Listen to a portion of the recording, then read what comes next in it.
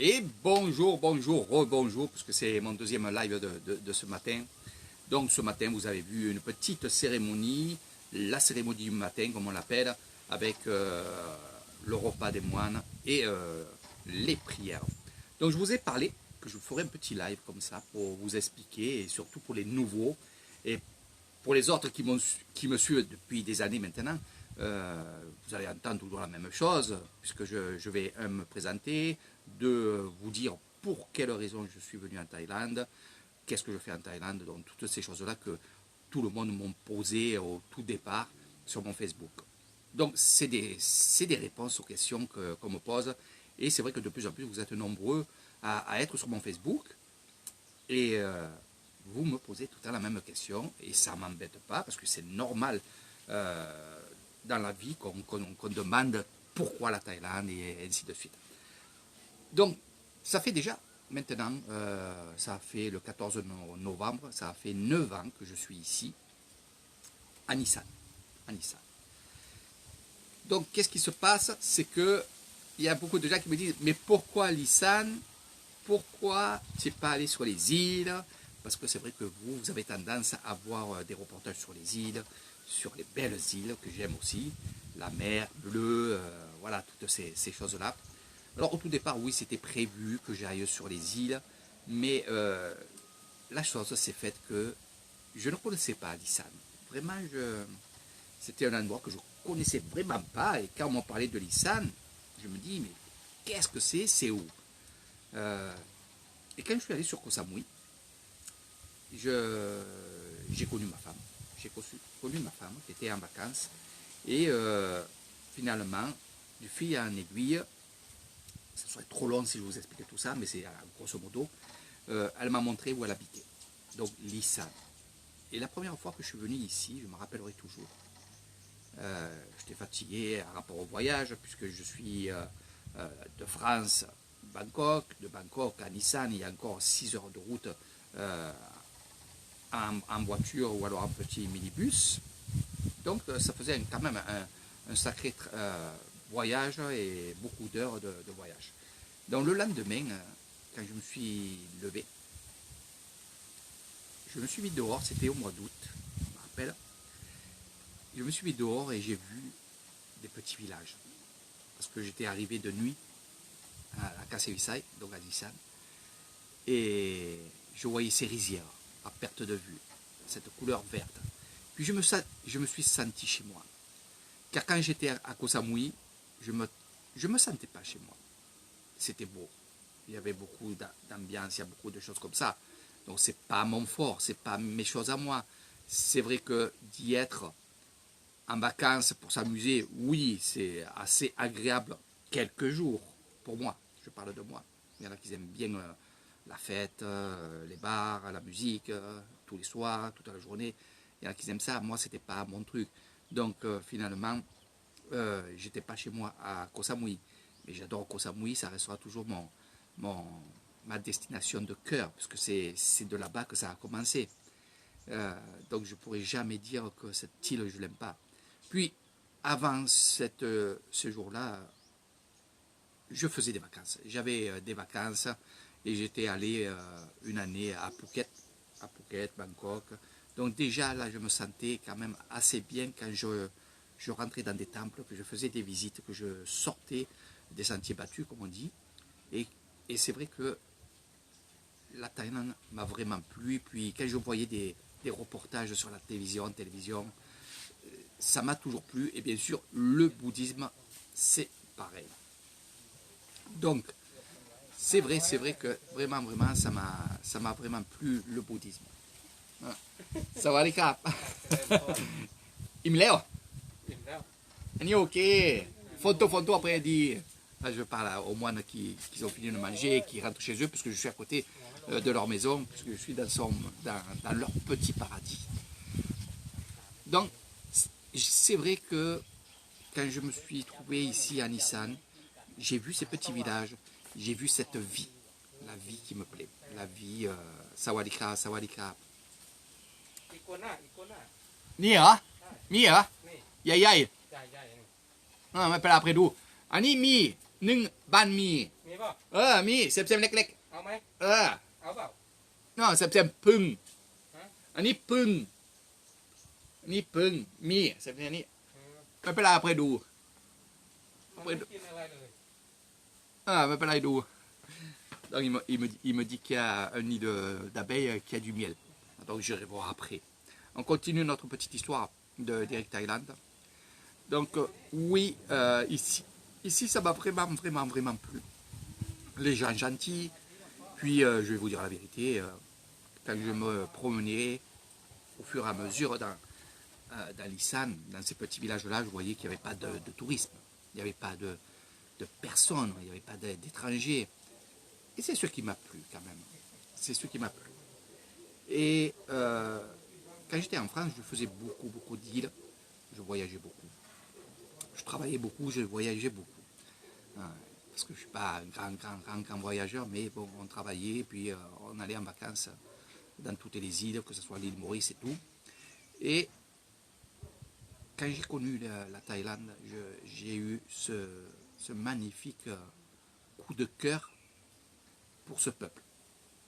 La beauté aussi de ce pays, mais surtout leur mode de vie.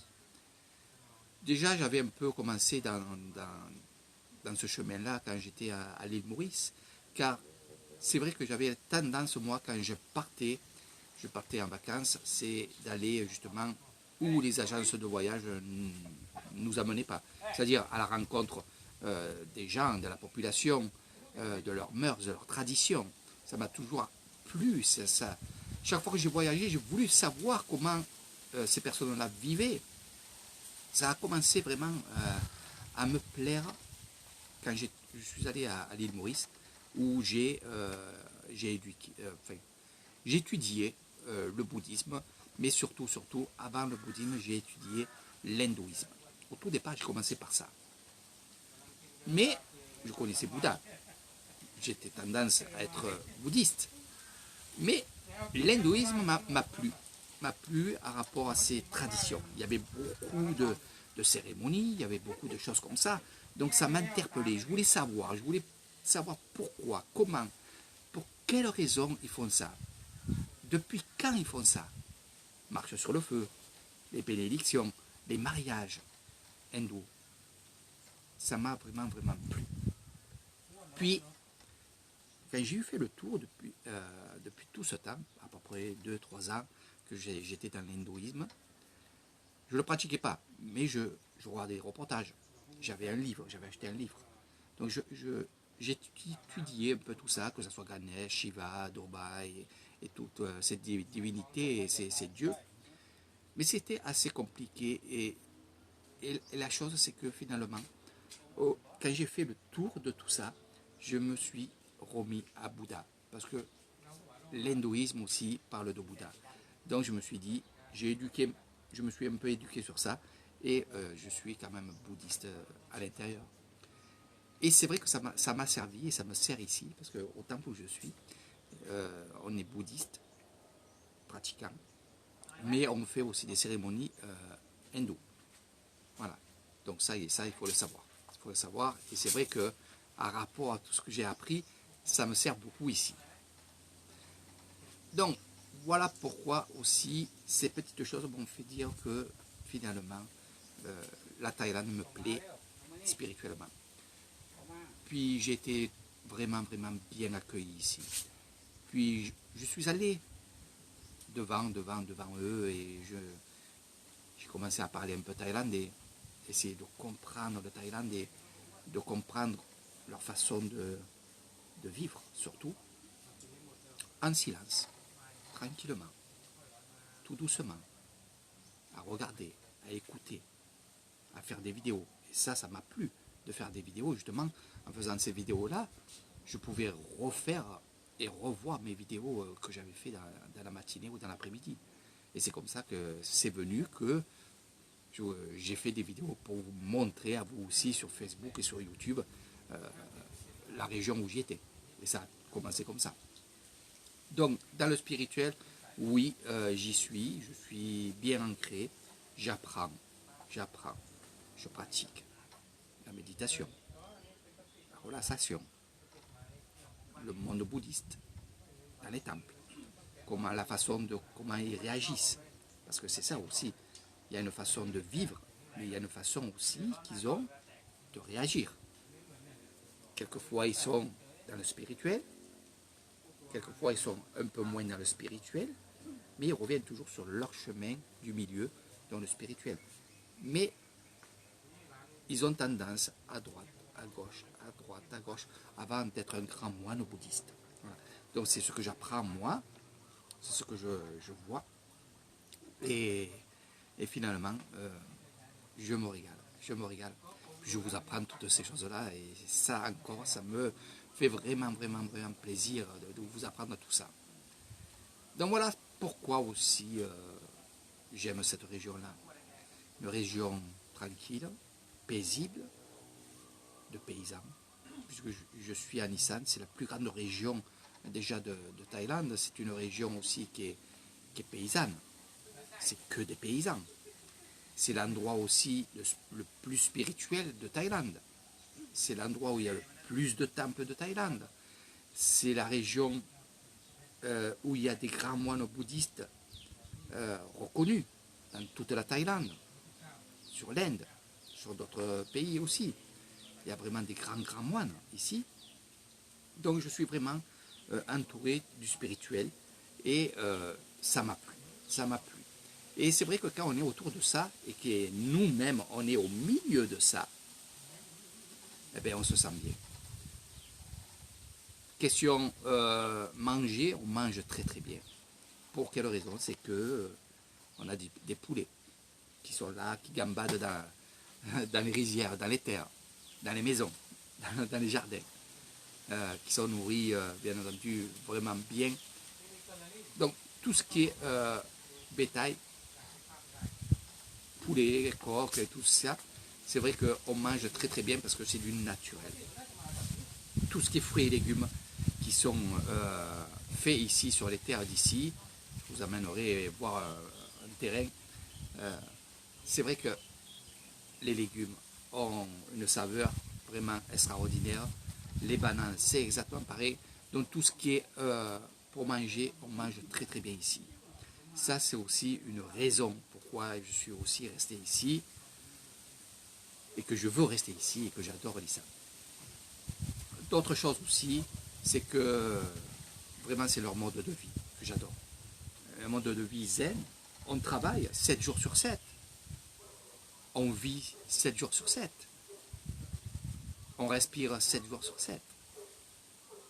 On aime 7 jours sur 7. On vit. On est vraiment, vraiment dans un endroit où on peut dire qu'on est libre. Voilà, c'est ça aussi. Cette région ici aussi, c'est là où il y a le plus grand, on va dire, c'est là où on fabrique le plus de riz, qu'on récolte le plus de riz. Il y a des terres ici à perte de vue. Ici, il y a des kilomètres de terres de riz, de rizières. Voilà. Et c'est vrai que je me suis intéressé beaucoup à leur tradition. Et j'ai remarqué, et j'ai vu, et maintenant j'y suis, ils ont resté quand même dans leur tradition, ils veulent vraiment que les traditions restent ici dans leur village. Et c'est assez facile parce que je le vois, même qu'il y a le téléphone, même qu'il y a la télé ou des choses comme ça, ils ont quand même toutes les années, la même période, des tambouns, des fêtes bouddhistes, des choses comme ça. Donc ils restent dans les traditions. Les jeunes, je les vois, chaque fois qu'il y a des fêtes qui sont annoncées, 3-4 jours avant ou 5 jours avant, des fois, ils vont travailler dans des temples pour faire leur fête, la fête du Bouddha, leur fête à eux, leur fête qui, toutes les années se disent, ah, tel jour, telle heure, on va faire ça. C'est ce que j'aime, c'est ce que j'aime. Donc c'est pour ça que je me suis dit, ma vie est ici. Je serais triste vraiment s'il me fallait repartir en France. C'est une chose que je ne ferais pas parce que c'est une chose que ici c'est fini. J'ai tourné la page sans dire que j'aime pas la France. Non, des fois je le dis pour m'amuser, pour vous faire comprendre que vraiment, ici, la Thaïlande, vraiment, pour moi, est quelque chose d'important. Donc je dirais à certaines personnes, je dirais, mais la France ne me plaît plus. Cet endroit ne me plaît plus, me ressemble plus. Je ne veux plus ressembler à ce que je ressemblais à l'époque. Je veux rester ici, dans mes traditions.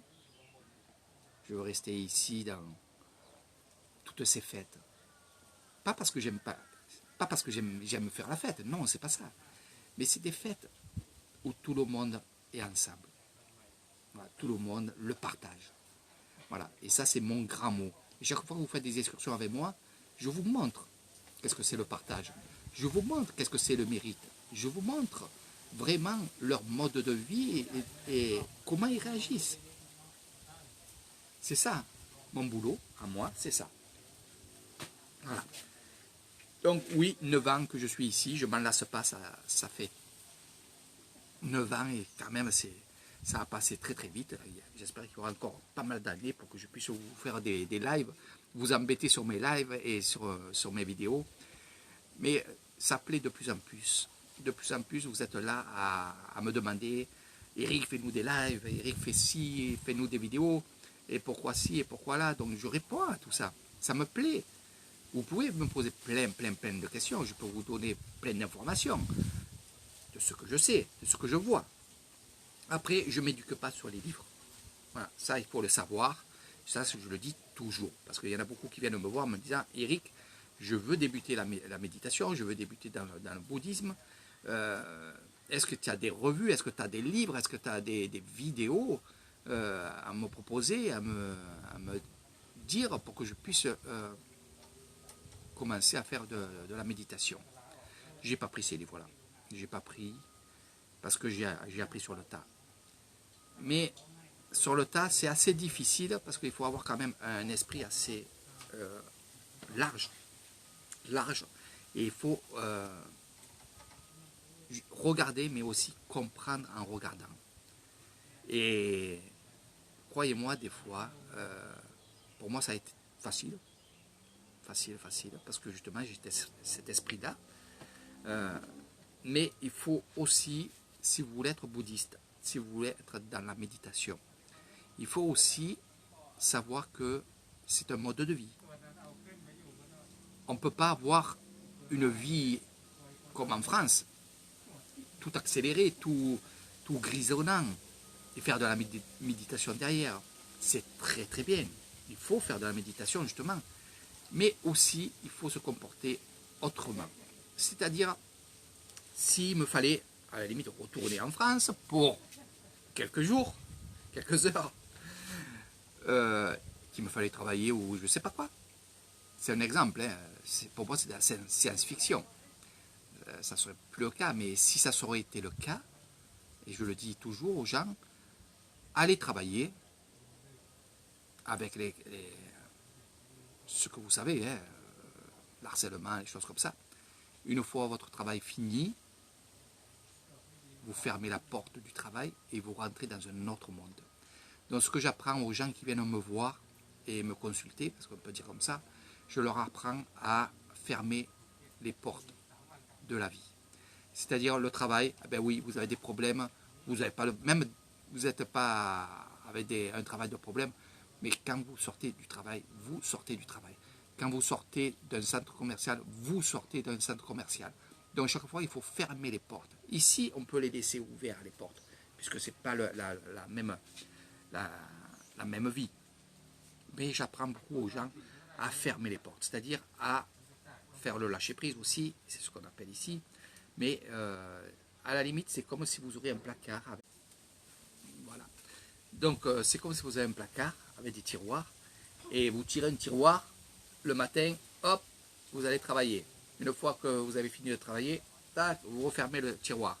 Vous rentrez à la maison, vous tirez un autre tiroir, vous faites ce que vous avez à faire chez vous, et une fois fini, vous fermez le tiroir, et ainsi de suite, ainsi de suite. Donc j'explique un peu ça, donc brièvement maintenant, mais c'est ce qu'il faut faire pour être bien dans la vie. Voilà. Et pour être bien dans la vie, il faut être fort. Fort. Quand je parle du partage, quand je parle du bien-être, quand je parle de la façon de parler, sans crier, sans dire de gros mots, sans s'exciter, sans avoir une arrière-pensée, c'est tout ça. C'est l'éducation, c'est le bouddhisme, c'est exactement ça. Quand on parle ou alors qu'on pose une question, déjà quand on pose une question, ici, on a tendance à savoir déjà la réponse, donc c'est juste une certitude, c'est pour savoir si on est dans le vrai. Voilà. Parce qu'on vit tellement pareil qu'on sait déjà. Voilà. Parce que des fois on me dit, Eric, mais tu demandes pas ci, tu demandes pas là. Non, je sais la réponse. Je sais ce qu'il va me dire. Donc après, quand il y a des gens qui viennent de France ici et qu'on fait des excursions, ensemble, je leur pose la question pour que. Parce que chez vous, c'est comme ça. Il faut que vous posez la question. Voilà. Donc il y a toutes ces choses-là.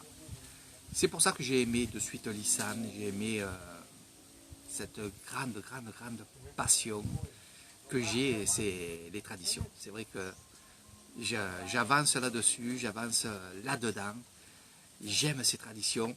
Je vais même plus loin que ça. Je serais tendance à aimer justement tellement cette tradition que ça me ferait rien si ma femme se mettrait en habit traditionnel tous les jours.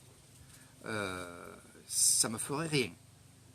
Alors quand je dis ça, j'ai dit ça la dernière fois à ma mère, et ma mère m'a dit, mais arrête, on n'est pas on a changé de siècle là. C'est tellement beau, et c'est tellement vrai. Alors, c'est vrai que pendant des cérémonies ici, il y a des mois, il y a des jours où les femmes et les hommes s'habillent traditionnellement pour une fête. Et je trouve ça magnifique. Quand on fait le Tambun Kating, la fête du village, où on va rendre des offrandes aux moines bouddhistes, les femmes sont habillées en habit traditionnel, avec les ombrelles, avec ces magnifiques robes, ces magnifiques tricots polo, traditionnels. Avec... Ah ตัวหน้าลงมาเห็นไหม นี่อะไร ตัวหน้าหาย นี่หางมันเป็นอุ้ยตัวเบลอเลย นี่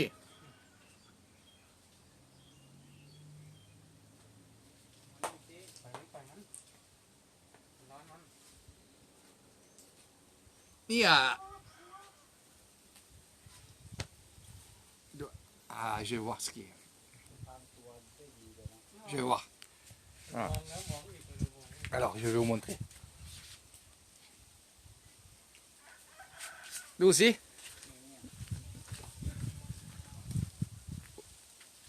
Iguana. Ah, oui. Yay, yay.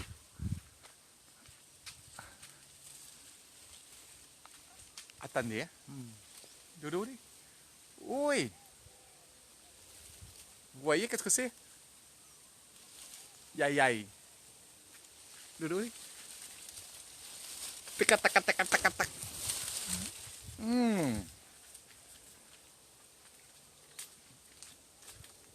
Caméléon. ชื่ออะไรอย่างคุณไทยภาษาไทยชื่ออะไร ชื่อกระปอมยักษ์ Donc je suis avec un moine. Alors sauvage, hein, c'est un caméléon vert, là, je sais pas, un dragon.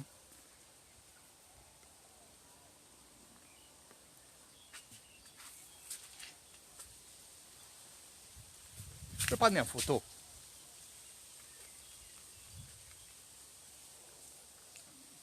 Voilà. Vous voyez?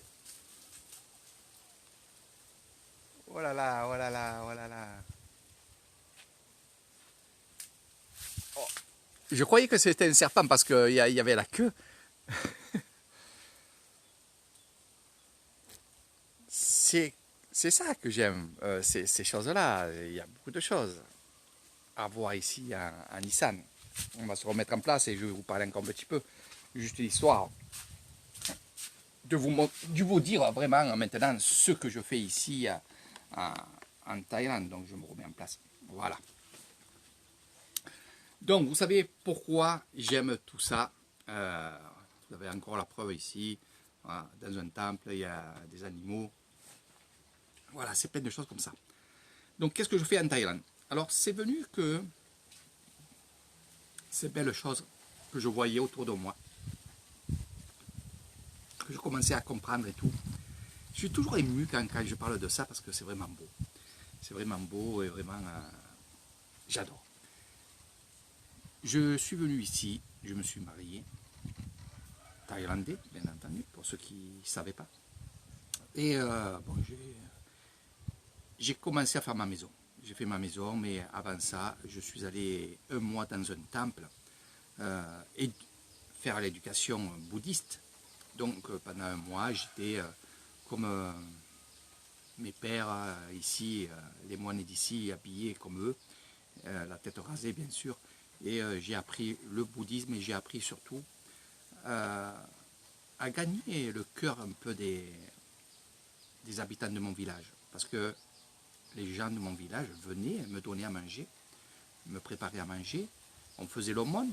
Donc de suite, ils ont vu que j'aimais le bouddhisme et que j'étais bouddhiste. Voilà. Donc ça m'a permis à moi, je ne l'ai pas fait pour eux, je l'ai fait pour moi. Pour moi parce que je me suis dit aussi, je vais vivre en Thaïlande, je vais mourir en Thaïlande, je vais rester en Thaïlande. Et il faut que je m'adapte, il faut que je sois comme eux. Ça a été très très facile parce qu'on aurait dit que j'étais ici depuis des années et que ça faisait quelques jours que j'étais ici. C'est vraiment un endroit extraordinaire où je suis. Il y a des gens qui me disent, Eric, mais tu es quand même loin de tout. Non, je ne suis pas loin de tout. Il y a tout autour. Mais on est loin de ces mauvaises choses, ces choses négatives qui est les bars, les discothèques, des choses comme ça. Ici, il y a des bars. Il y a des discothèques qui sont sur la ville de Hue, qui est la plus proche. Mais vous ne les verrez pas. C'est le soir, puis c'est caché. C'est caché parce qu'on est quand même dans un endroit le plus spirituel de Thaïlande. Donc on a le respect. Voilà, ça il faut le savoir. Mais il y a de tout. Il y a tout ici. Pas dans les villages. Et les villages, chaque village, c'est une famille. C'est comme ça. On fait partie du village, on fait partie de la famille.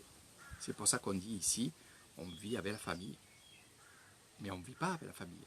On est avec la famille. Après, on a notre vie à nous et ils ont leur vie.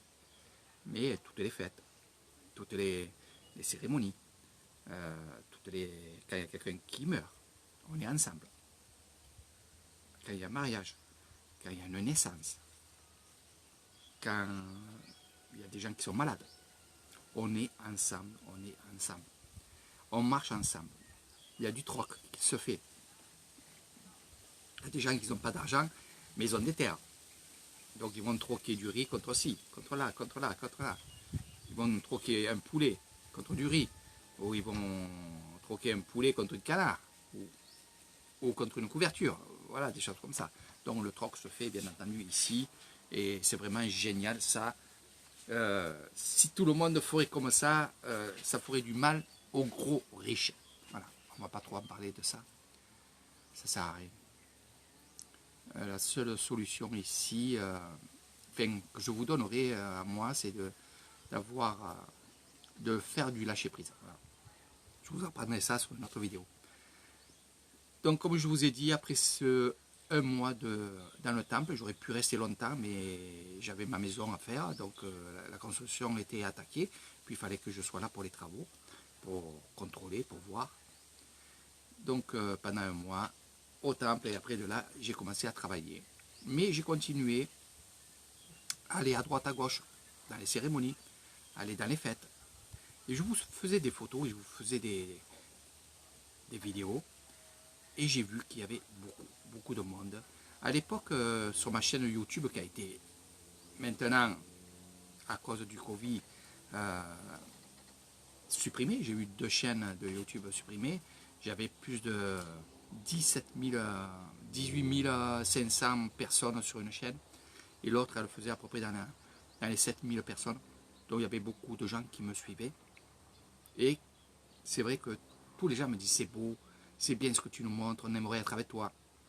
Donc je me suis dit, Eric, pourquoi pas les faire revenir ici? Pourquoi pas leur montrer?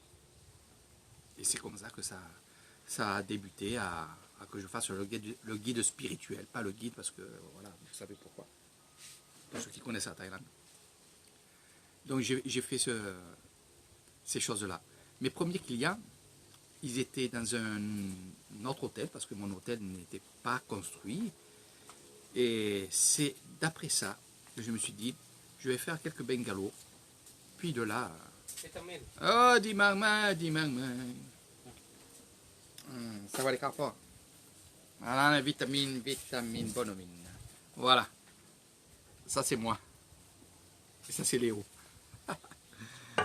Voilà. Et je me suis mis à faire venir des gens, à leur faire découvrir ça. Ça leur a plu. Petit à petit, je me suis vraiment spécialisé dans toutes ces choses-là. Au tout début, j'étais un bleu bite, comme on dit à Marseille. Donc je ne savais pas trop avec les personnes. Mais je me suis bien débrouillé au tout début. Et là maintenant, c'est vrai que quand on fait des excursions avec moi, je peux vous expliquer ça. Je peux faire vraiment vos packs, votre séjour, comme vous le voulez. Voilà. L'avantage, c'est ça. Et j'ai fait petit à petit, j'ai fait mon hôtel. J'ai fait mon petit hôtel qui s'appelle le Bouddha Bungalow. Petit à petit, c'est vrai que quand je vois le travail que j'ai fait, je ne m'en suis pas rendu compte parce que j'aime tellement ça que c'est des gens qui me disent Eric, tu te rends compte de ce que tu as fait?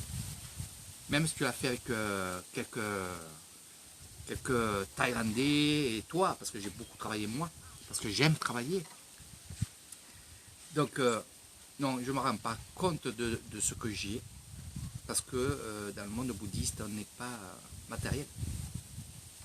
On n'est pas matériel. Moi, ce qui compte en premier, c'est la santé de ma famille, aussi bien en Thaïlande qu'en France. C'est ce qui compte le plus pour moi, c'est ça. C'est pas d'avoir un grand château, c'est pas d'avoir une grande maison, un grand hôtel. C'est quand même vivre, parce qu'il faut quand même vivre. Il y a rien, j'ai rien de la France qui m'est donné. J'ai pas de retraite pour l'instant. Je suis encore jeune. Et c'est vrai que je me débrouille bien. Je me débrouille bien. Puis grâce à ma maman aussi, qui de temps en temps me dit Eric, il faudrait que tu fasses ça, tu fasses ça. Alors je lui dis, j'attends. Oui, je vais le faire. J'attends que j'ai du monde. J'attends d'avoir un peu d'argent. Puis s'il m'en reste après que j'ai fini pour le manger, pour l'électricité, parce qu'on paye l'électricité, on paye le manger quand même. Et s'il me reste des sous, oui, je commencerai à travailler ce que tu me dis. Donc je l'ai fait petit à petit. Petit à petit. Et là, je le fais toujours petit à petit. On y arrive. Et ce que j'ai remarqué aussi, et c'est ce qui fait ici le moine, c'est pour ça que finalement, je suis comme eux. Je suis comme eux.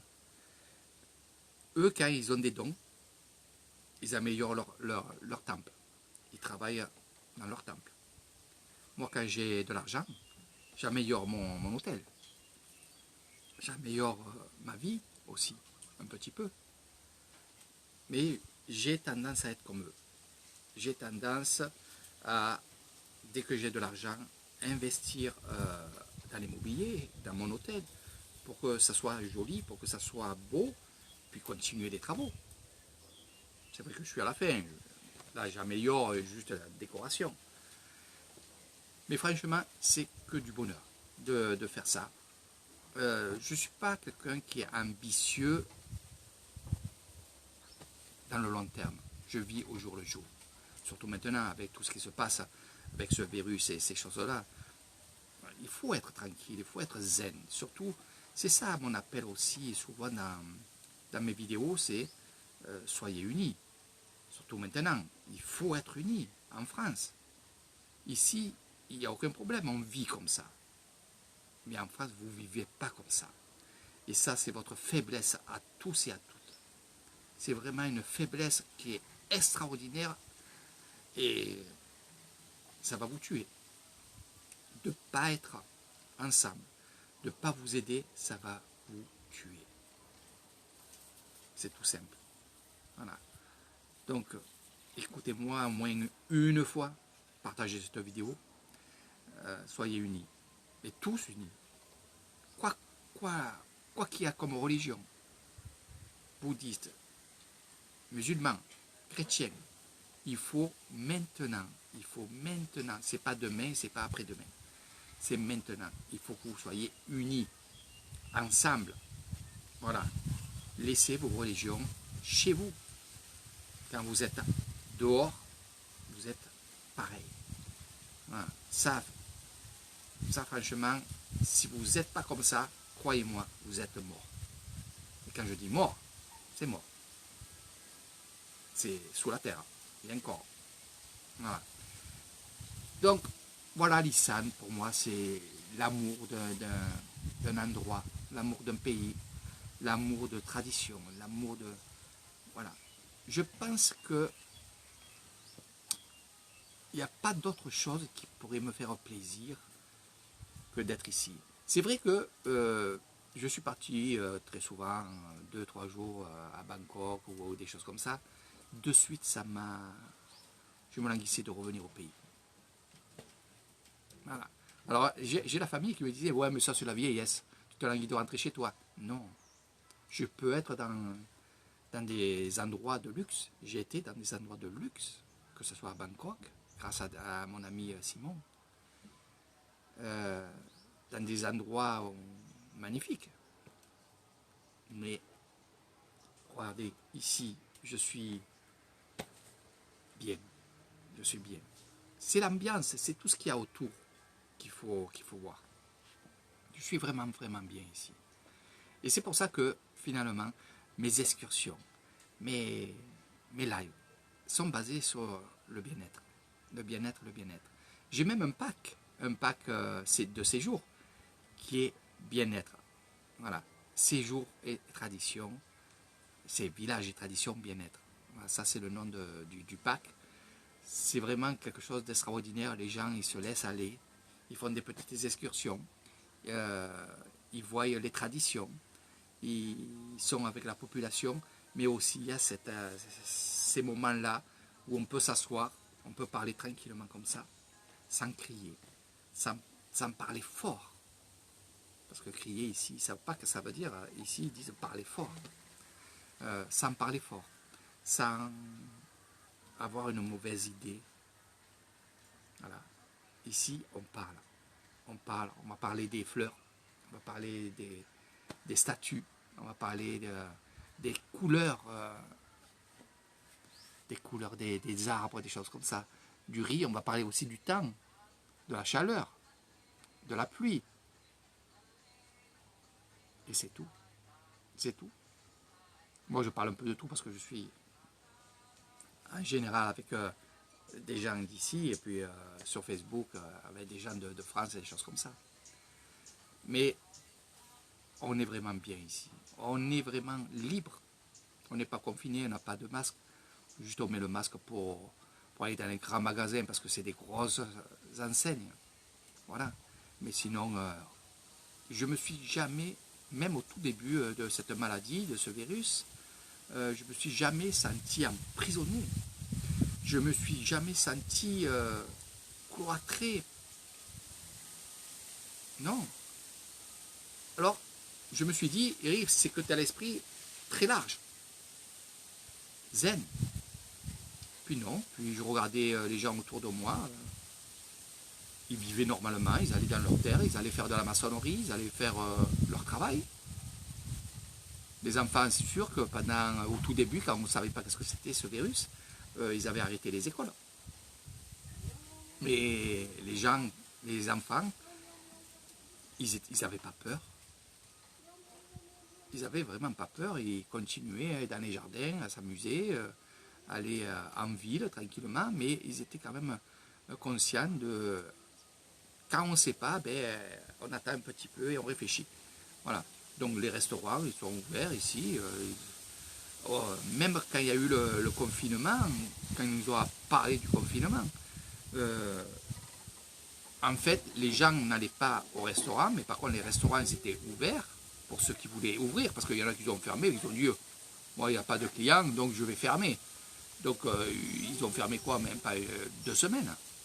Et après, ils ont rouvert. Ils ont rouvert, ils ont fait de l'emporter, parce qu'on ne pouvait pas se mettre à table. Ils se faisaient l'emporter, et puis finalement, je vais vous montrer.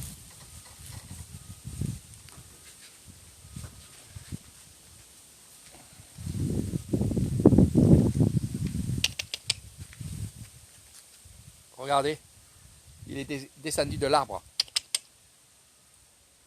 Donc c'est en liberté ça, hein. C'est la première fois que j'en vois un ici. Ah, avec toutes les terres qu'il y a tout autour.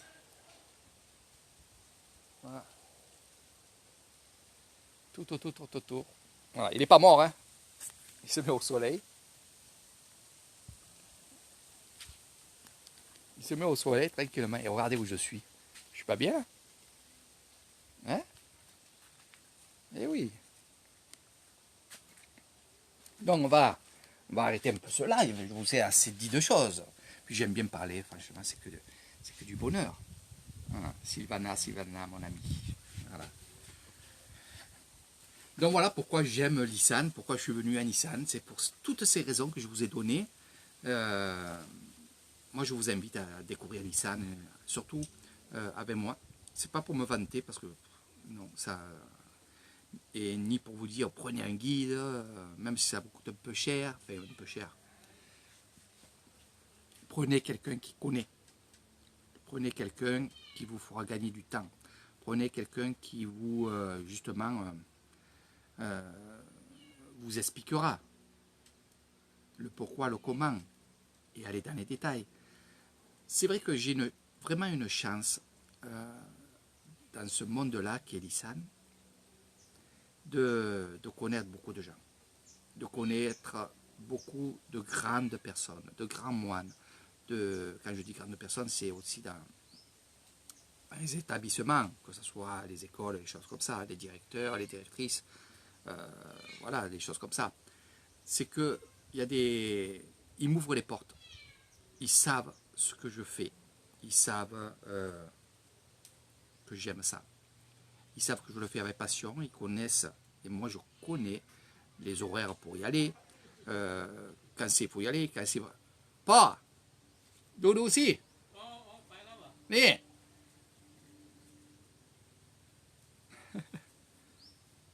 il est allé laver son chat. Ah, ni.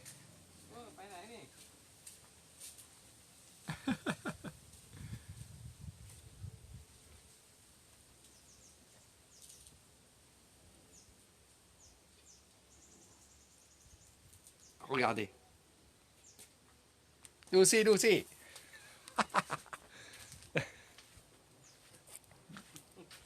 อ้ยหางมันต้องวัดได้ Ah, เสือ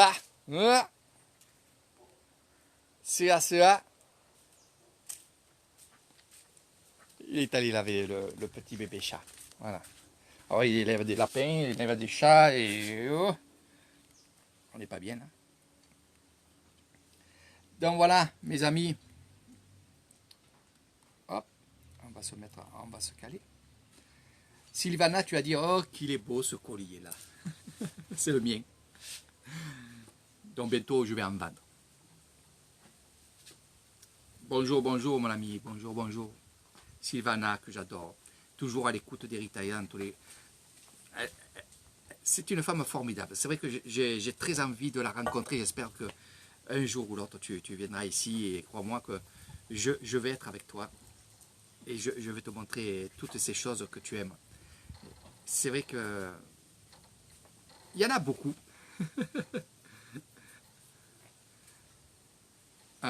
Il y en a beaucoup comme toi, mais vraiment tu es une personne unique que j'adore parce que tu as vraiment le cœur sur la main, et puis tu as quand même un esprit qui est vraiment agréable. Puis j'ai envie de te connaître et j'espère que tu viendras avec Marie-France ici. Voilà. Donc vous êtes nombreux et nombreuses à vouloir venir ici et découvrir tout ce que je vous montre, tout ce que je vous dis. Et je rigole parce qu'il a le caméléon, là. Enfin, je dis le caméléon, mais le dragon, voilà, il le met sur l'arbre.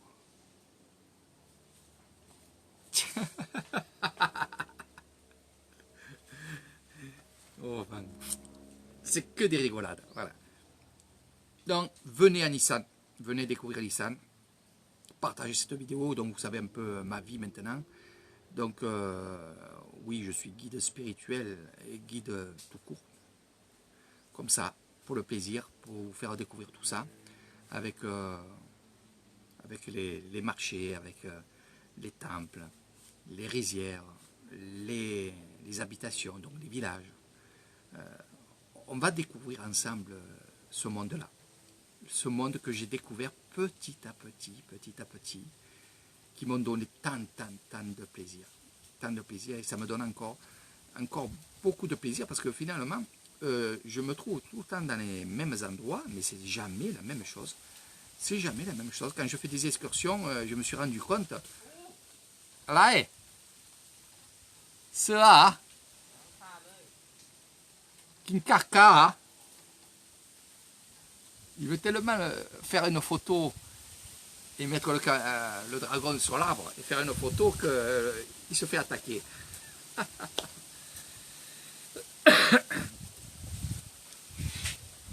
Donc c'est vrai que quoi dire de plus que Nissan, c'est vraiment beau. Toute l'année c'est beau, toute l'année. Et comme je disais, et comme on me dit Eric, mais tu fais toujours des excursions, c'est les mêmes excursions. Je peux aller dans un endroit plusieurs fois dans le mois, puisque vous êtes plusieurs à venir. Est-ce que c'est pas gavant chaque fois de faire la même chose? Ben non, c'est jamais la même chose. C'est jamais la même chose. Du moment que vous êtes avec des personnes qui ne sont pas les mêmes des personnes que vous avez avant, automatiquement déjà c'est pas la même excursion. Il y en a qui vont être un peu plus impliqués dans tel endroit, d'autres tel endroit. Ça c'est jamais les mêmes excursions. Il y a des gens qui vont me poser plein de questions. Il y a des gens qui vont pas poser de questions, ils vont m'en poser dans la voiture, mais sinon ils vont faire des photos, ils vont faire des vidéos. Donc c'est jamais la même chose. Et chaque fois qu'on est dans un endroit, c'est jamais le même jour, la même période, la même année, et la même heure, on va dire comme ça. Donc il peut y avoir des fêtes. On arrive dans un endroit où la dernière fois je suis allé, il n'y avait pas de fête. Puis on arrive d'un coup, boum, il y a une fête. Donc c'est pour ça, je ne m'en lasse pas. Et je me dis, eh ben, quand il y a des fêtes, eh ben, tant mieux. Les gens qui sont avec moi, ben, ils sont là avec cette fête-là qui est extraordinaire. Voilà. Et moi, j'aime voir les gens heureux.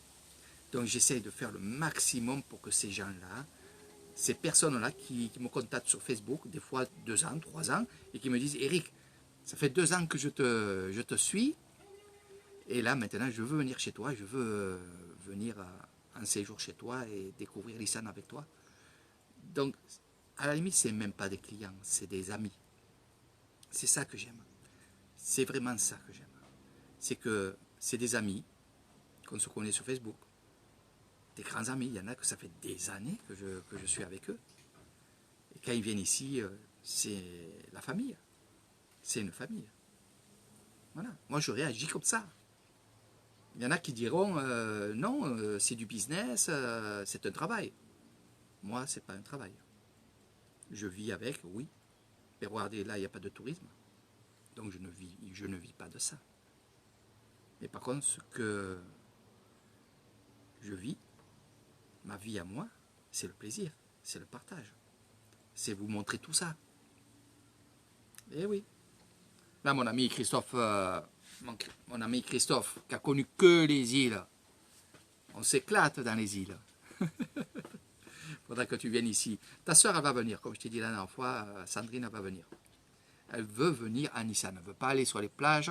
Elle ne veut pas aller où tu es allé toi. Voilà, tu comprends. Elle veut être zen. Parce qu'elle, avec son travail, je crois qu'elle veut changer un peu d'atmosphère. Voilà. Donc, gros bisous à toi et à tes deux sœurs. Voilà. Donc, je parle à mon ami Christophe. Et c'est vrai que Nissan, je vous apprendrai plein de choses. Des choses que je ne savais pas que ça existait. Et c'est ça la beauté de la chose. C'est qu'on ne sait pas que ça existe et finalement, on se dit, mais qu'est-ce que c'est? Qu'est-ce qu'ils font? Voilà. Puis l'accueil qu'il y a, c'est extraordinaire l'accueil. Tous les gens qui sont venus avec moi, ils m'ont dit, Eric, mais comment ça se fait qu'ils accueillent comme ça, toujours avec le sourire, à nous donner à manger, nous donner à boire, d'être petits sourds avec nous comme ça. C'est leur vie. C'est leur vie. C'est le bouddhisme qui est comme ça. Voilà. Et c'est simple. Très très simple. Très très très simple. Vous pouvez aussi faire la fête avec eux, vous inquiétez pas. Ils aiment faire la fête. Voilà. On est quand même dans un monde de bouddhisme, mais on aime faire la fête. Que ce soit le sanouk. Le sanouk, c'est marcher en s'amusant derrière un camion où il y a une grosse sono à l'intérieur, il y a des musiciens. Et on traverse les villages, on traverse notre village, on rassemble jeunes enfants, ados, vieillards, et on danse ensemble, on boit ensemble, on fait la fête ensemble, ça dure 2 heures, 3 heures, et c'est vrai que c'est merveilleux, voilà, de voir ça. C'est vrai que quand je fais mes vidéos, et quand j'ai eu fait quelques vidéos, surtout quand vous étiez confinés, vous, en France, je faisais ces vidéos-là et je me disais, mais Eric, c'est cruel ce que tu fais. Tu leur montres un mode de vie et qu'eux, en France, ils sont en prison, ou en Italie ou en Espagne, parce que j'ai des amis un peu de partout. Donc, c'est cruel ce que je fais, de vous montrer que nous, on s'amuse, de vous montrer que finalement, nous, on vit. Il faut faire pareil. Il faut faire exactement pareil que nous. Voilà. N'ayez pas peur. N'ayez pas peur. La peur vous bloque tout. Tout. Voilà. Ah. Le caméléon, il est là. Le caméléon, il est là. Voilà. Il est juste derrière moi. Bon, je vais faire comme le caméléon. Je vais rentrer à la maison. Je vais bricoler un petit peu, travailler un petit peu. Je vous ferai d'autres lives sur d'autres endroits. Là, c'était juste pour me présenter. C'est long, je ne sais pas combien de minutes ça a duré. J'aime bien parler. Puis regardez, derrière moi, on est bien, on est tranquille. Les animaux, les oiseaux, un peu de vent, juste un petit peu. Et quand même la chaleur là, qui est vraiment extraordinaire ici. La vie est quand même bien ici, car pas vraiment trop de pluie. Le beau temps à chaque fois. On fait les grillades, on mange dehors. Ah, donc, c'est que du bonheur. Donc, sur ce, je vais boire un petit coup. Je vais rentrer à la maison tranquillement, me mettre en tenue de combat, comme je dis, et travailler un peu derrière chez moi, avec mes manguiers, avec mes choses comme ça. Donc, vous voyez, voilà, on s'occupe. Alors, bien sûr, je vais continuer à faire mes ventes de bijoux, de colliers spirituels. D'abord là, aujourd'hui, je suis venu ici au temple pour amener des bracelets, pour qu'ils soient bénis par ce moine-là. Donc, ils m'ont resté 3-4 jours ici. Voilà. Et après, je vais attaquer mes petits lives de vente. Alors, c'est vrai que ça plaît. J'attendais un petit peu que le jour de l'an et Noël soit passé. C'est vrai que vous avez été nombreux à me commander des objets, des choses comme ça. Et c'est vrai que c'était un peu ennuyant parce que avec le problème de la poste, il y en a qui ont eu leur colis après Noël. Et ça, je m'en excuse, c'est pas de ma faute. Je ne veux pas me justifier, mais avec le Covid, il y a des choses qui ont changé à la poste. Donc maintenant, je suis au courant. Je pense que ça ira plus vite que les colis que je vous ai envoyés et que vous avez attendus. Non, voilà. Donc maintenant, ça va être au point. Donc ça, ces choses-là, aussi, je remercie tous les gens qui ont donné pour les couvertures des mamies. J'étais vraiment, vraiment touché parce que, et je vous le dis encore une fois, depuis 9 ans que je suis ici à Nissan, dès le début, j'ai dit je voudrais faire quelque chose pour les vieillards. Voilà, parce que je vis tellement avec eux, je sais ce qu'ils ont besoin, je sais ce qu'ils n'ont pas besoin, je sais comment ils réagissent. Donc un jour, je m'étais dit, je vais acheter des couvertures et je vais donner des couvertures aux vieillards pendant la période qui fait froid. Et c'est la période de décembre, janvier, février, on va dire. Mais bon, février, là, il fait très très chaud.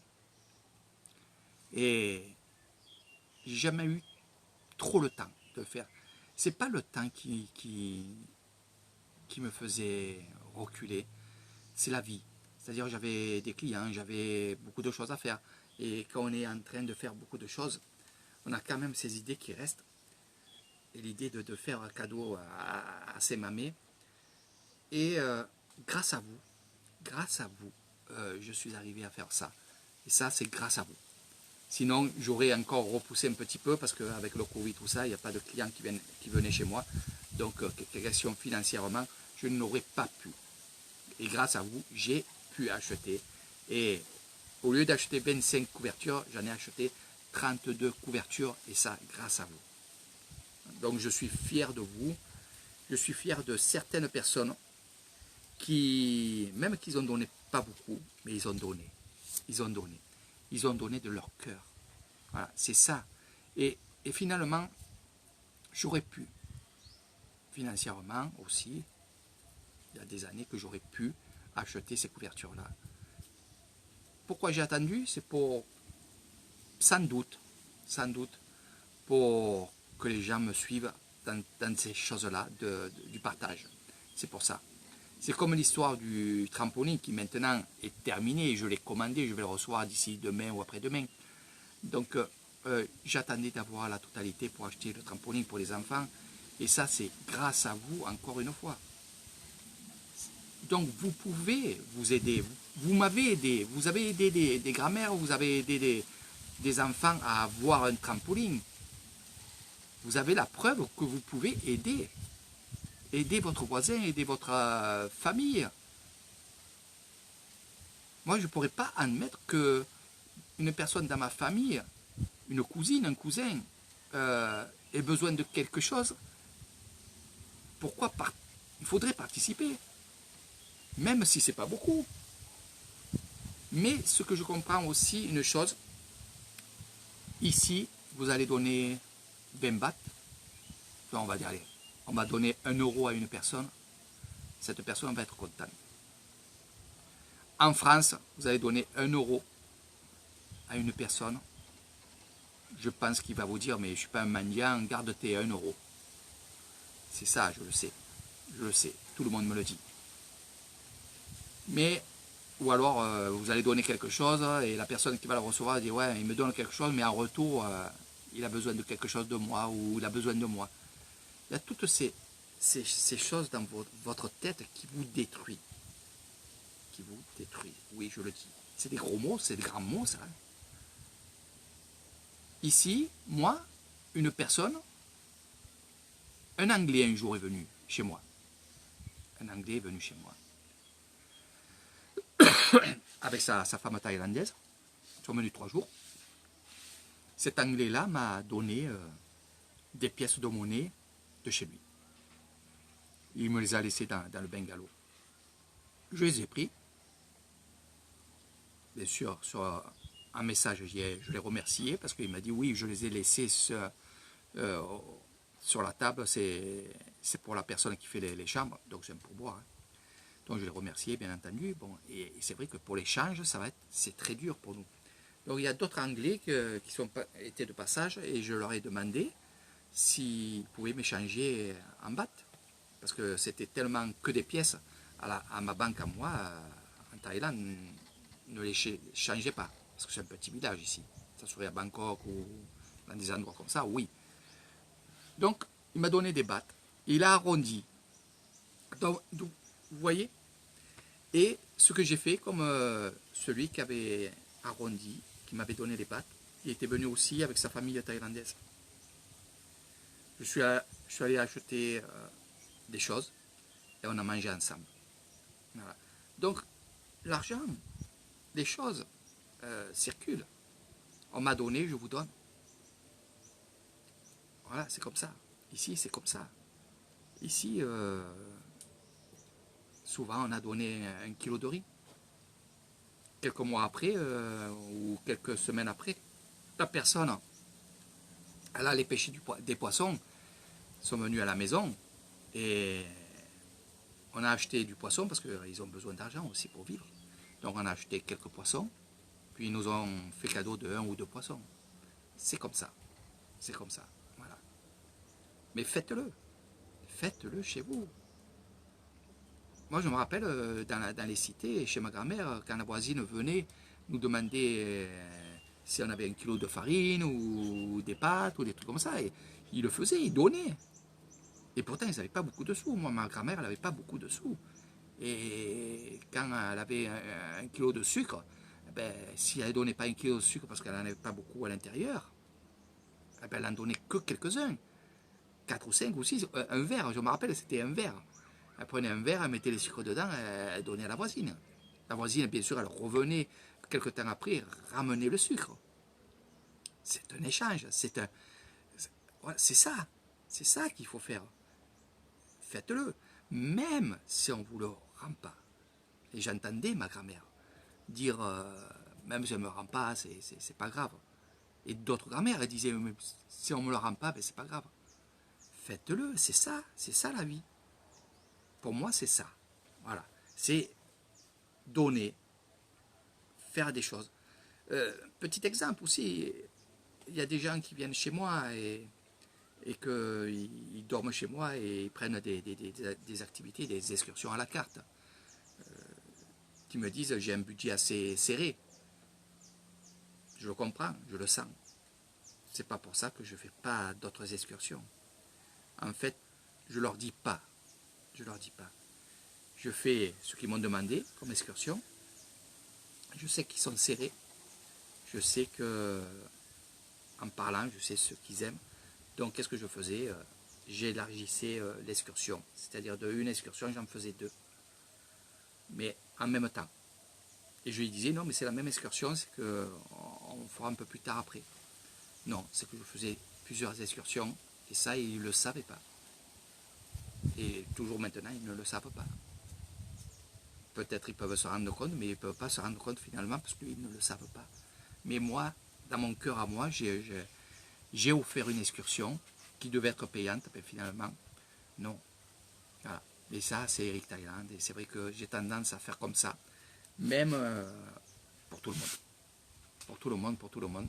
Je suis là pour vous faire découvrir l'Isan que j'aime, la tradition que j'aime, et je me régale de le faire. Voilà. Donc c'est pour ça que je vous fais tant de vidéos, des choses comme ça. Moi, je travaille beaucoup. Il y a beaucoup d'endroits où je vais et je ne fais pas de vidéos parce que... mais je fais. Je vais toujours dans des endroits. Ce matin, j'étais dans une école. Voilà. Voilà, tout ça. J'espère que ça vous plaît. Il y en a beaucoup qui vont dire, Eric, avec ton accent, j'adore. Donc, mes amis belges. Oui, c'est un endroit que tu aurais pu... Il faut toujours... je le dis toujours, ça. Ça, je le dis toujours. Les rêves, il faut les vouloir. C'est-à-dire quand vous rêvez de quelque chose, ou alors que vous avez envie et que vous dites, mon rêve, ça serait de vivre là-bas. Ou alors mon rêve, c'est d'y aller et de rester 1 mois. Faites en sorte de le faire. Vous pouvez le faire.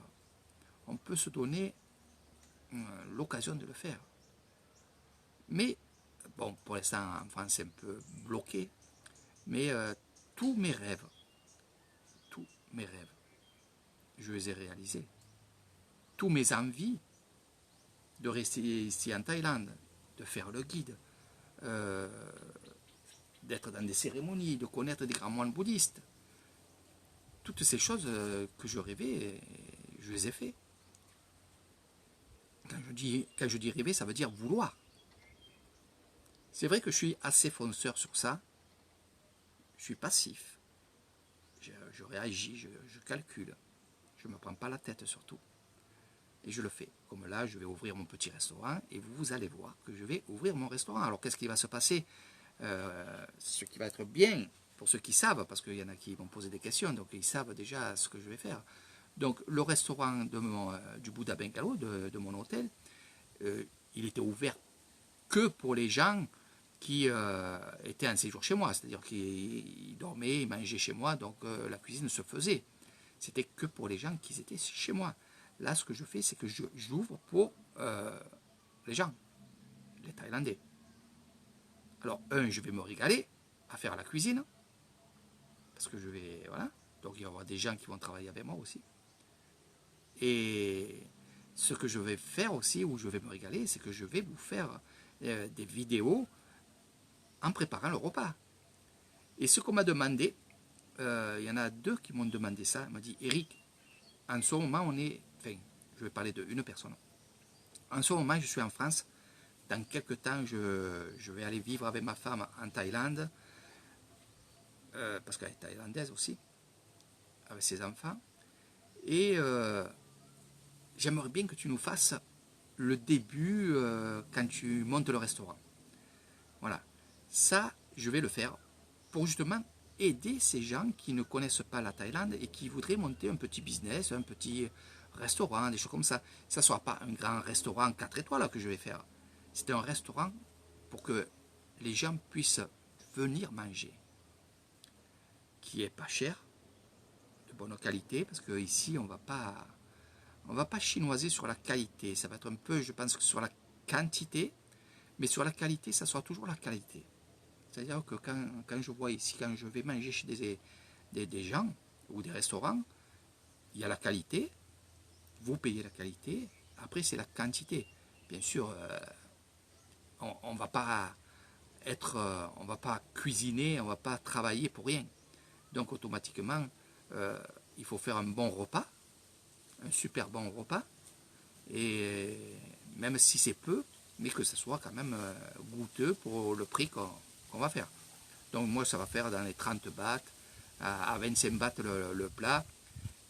Vous allez voir, c'est du simple. Je vais faire du simple. Ce que je vais faire, c'est que chaque jour, il y aura des repas différents. C'est-à-dire qu'il y aura 2 ou 3 repas à manger avec le riz, avec des pâtes, des choses comme ça. Et il y aura aussi des biscuits. Mais je ne vous dis pas plus parce que si je vous le dis et que je fais autrement, ça va vous choquer. Il va dire, mais pourquoi Eric il ne fait pas ça, il a dit ça, il a dit ça. Donc vous allez suivre mes aventures de l'ouverture de ce restaurant, parce que vous allez la suivre. Je vais vous faire participer, bien entendu. Puis après, il y a des gens qui sont cuistots.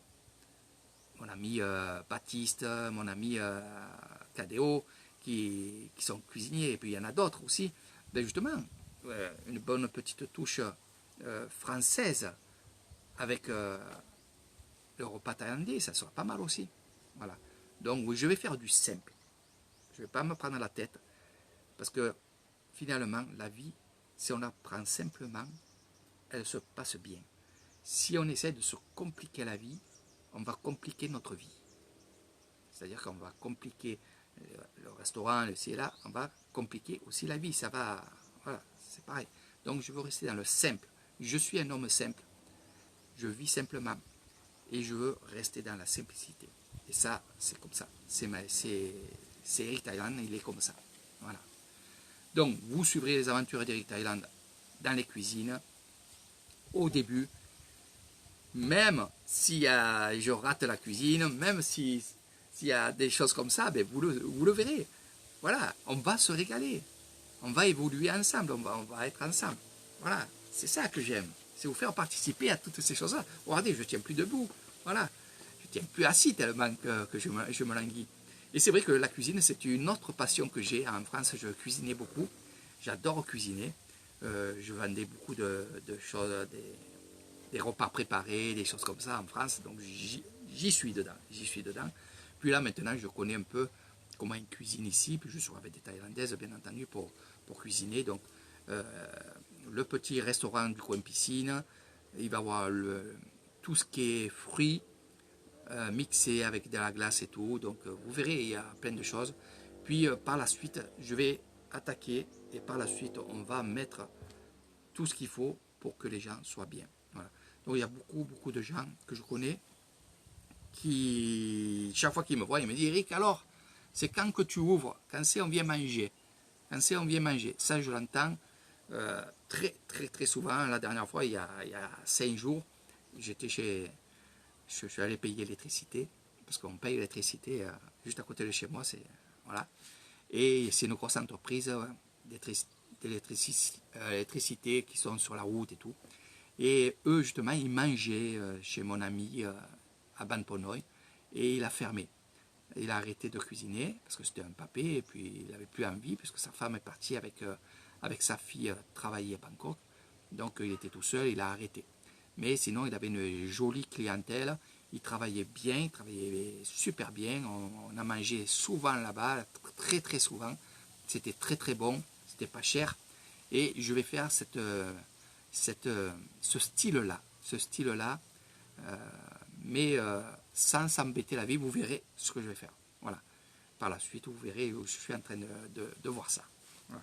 Donc, ces gens-là qui étaient chez lui, qui me connaissaient, qui venaient manger à côté de moi, que je leur ai dit, je vais bientôt faire mon restaurant au coin piscine.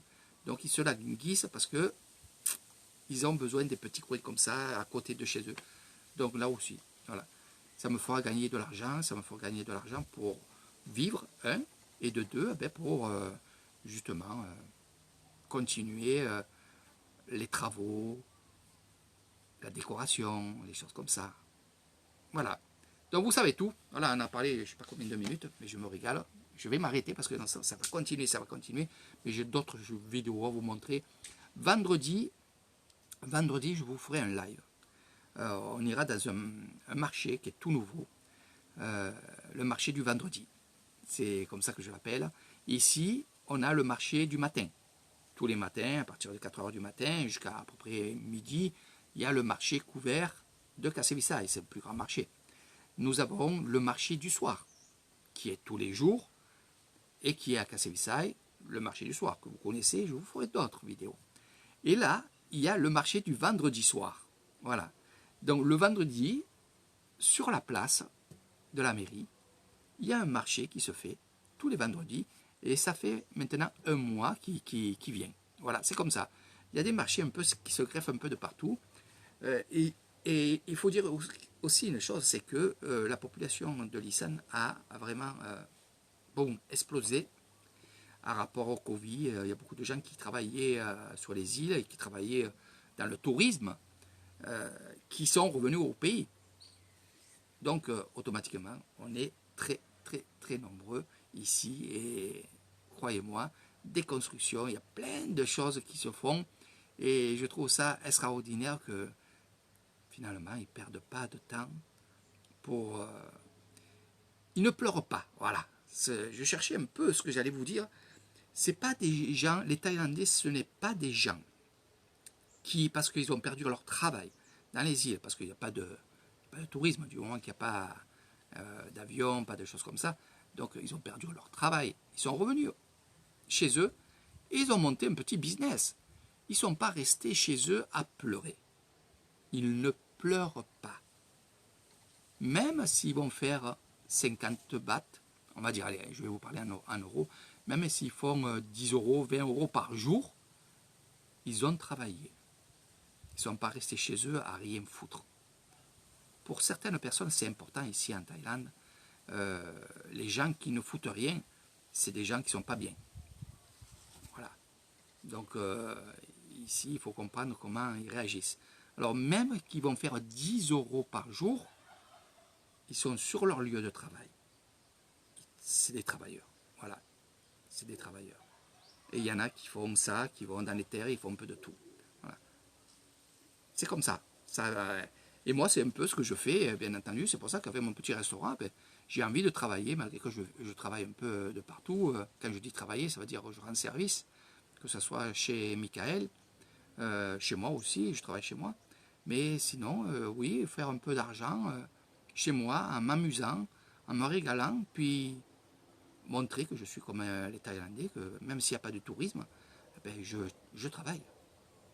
Puis, franchement, moi je peux vous dire, c'est que dans mon village et dans le village d'à côté, ils savent que je travaille beaucoup et ils m'apprécient beaucoup. Parce qu'ils me voient dans les terres, ils me voient sur le terrain, planter des arbres, arroser. Voilà, ils savent que je ne suis pas un feignant, que j'aime travailler, j'aime m'occuper. Et voilà, c'est ça. En fait, on continue à vivre. Il faut continuer aussi à vivre chez vous. Mais n'oubliez pas, essayez d'aider les gens. Il suffit d'aider une personne pour qu'il y ait le déclic de cette personne-là, qui aide une autre personne, ainsi de suite. C'est ça. Mais vous avez vraiment perdu tout ça en France. C'est dommage. C'est dommage, mais vous pouvez le reprendre. Et je pense qu'avec ce qui va se passer, ce qu'on imagine ici, de ce qui va se passer dans le monde, je pense que finalement, vous allez avoir le truc de vous dire, on va s'aider entre nous, parce que sinon on va tous crever. Je ne suis pas un voyant. Je ne veux pas parler de voyance, mais je connais beaucoup de voyants, je connais beaucoup de gens qui sont là-dedans, et qui me disent tous la même chose, et c'est pas bon. Voilà, c'est pas bon. Non, on ne peut pas vous dire la vie sera super belle. Non, la vie va être de moins en moins belle, mais vous pouvez vous en sortir, et il n'y a que, comme je vous ai dit, en vous aidant et en vous aimant. Voilà. Allez, sur ce, je vous fais de gros bisous, je vous dis à très bientôt. J'ai beaucoup parlé, si vous avez des questions, bien sûr, je réponds aux questions tout le temps, parce que j'aime ça. Voilà. Donc là, j'avais envie de vous faire un live, j'avais envie qu'on se voie comme ça. Je vois les gens qui me marquent des choses, qui regardent. Il y a des Thaïlandais aussi qui regardent. Alors ce qui est génial, c'est que pendant le premier live où j'étais au temple, je suis ami avec beaucoup de moines et de grands moines. Et il y a un grand moine qui justement regardait en live ce que je filme. Donc ces gens-là savent ce que je fais. Ils m'apprécient beaucoup parce que en fait je donne la parole et je donne aussi la lumière, je donne aussi les images du monde bouddhiste. Allez, sur ce, Sawadee Krap à tous et à toutes. Le bleu me va bien, Sylvana. C'est de la vraie pierre. Hein, voilà. Donc je sais qu'un jour tu craqueras, mais je sais que tu veux d'autres choses. Mais celui-là, franchement, c'est le ciel. Voilà. Le bleu, c'est le ciel. Le turquoise. Le turquoise, c'est vraiment ma couleur préférée. Voilà. J'ai toujours eu du turquoise. Et j'adore ça. Je ne ferai que en avoir. Donc bien sûr, je dis à Sylviana, regarde, bientôt, voilà, dès que je reprends d'acheter des colliers, des choses comme ça. Ça c'est un grand magasin qui fait des pierres taillées. Et voilà, j'y ai pris ces perles-là. J'adore. Voilà. Regarde. Voilà. Après, il y a vraiment le collier avec vraiment les turquoises.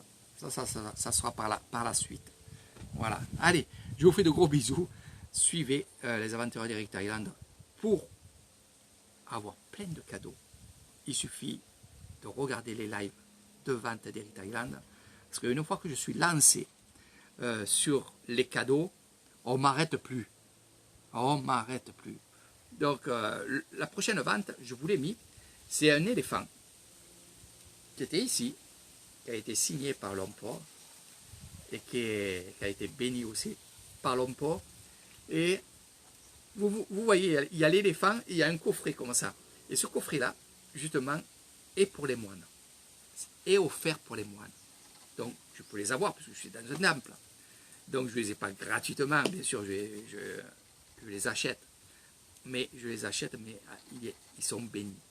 Donc vous aurez ces coffrets-là. Il y a une personne qui était à séjour chez moi, qui a vu ça dans ma petite boutique souvenir. Elle m'a dit, j'en veux un. Alors, elle l'a pris et elle l'a mis comme ça chez elle. C'est dans le coffret, ça reste dans le coffret. Et vous verrez, je vous expliquerai tout ça. Mais ces coffrets-là, pour les moines, beaucoup de gens en veulent. Donc, il y a ça, il y a d'autres cadeaux qui vont se greffer, des bracelets, des colliers, des bagues, il y aura de tout, de tout, de tout, de tout. Voilà. Et au plus il y a des gens qui me disent, dans la vente, qui me disent, on veut encore des cadeaux, au plus je fais des cadeaux. Voilà, c'est tout simple. C'est comme ça avec Eric Thailand. Allez, cadeau, cadeau, cadeau, cadeau, cadeau. Et bonne santé à tous et à tout. Et à bientôt.